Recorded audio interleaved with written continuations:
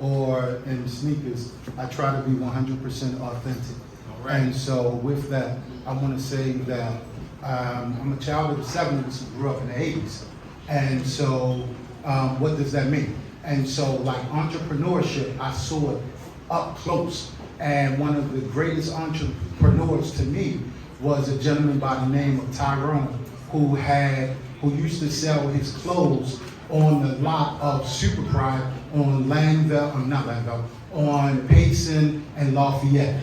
So that's where I got my real introduction to entrepreneurship. This gentleman would go up to New York and he would buy jeans and everything else, and then he would sell to the families in the community who couldn't afford to go to the big malls, right? And so that was my introduction. But then watching him, I also got exposed to Charles T. Burns, who was the owner of Super Pride Supermarket.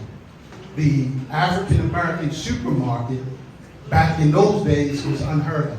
And he made you, and everyone who walked through those doors knew that they should walk with their heads held high. And so I'm very grateful to the shoulders, to the giants for the shoulders for whom I stand on.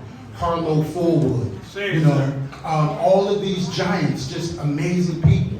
And so I want to just say thank you to Be More News. Thank you to Mr. Glover. Thank you to Ms. Juice, who I am a huge fan. I see you all the time down at our spot at Nancy, And I just want to say that I've been back in Baltimore almost 10 years now.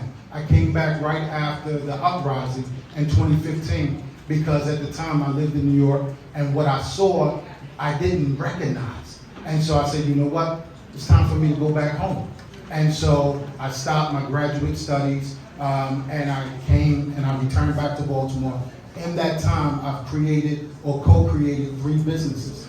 My first one was a workforce development consultant business called the Center for a Better Tomorrow, because I'm a true believer that you are the center for your better tomorrow.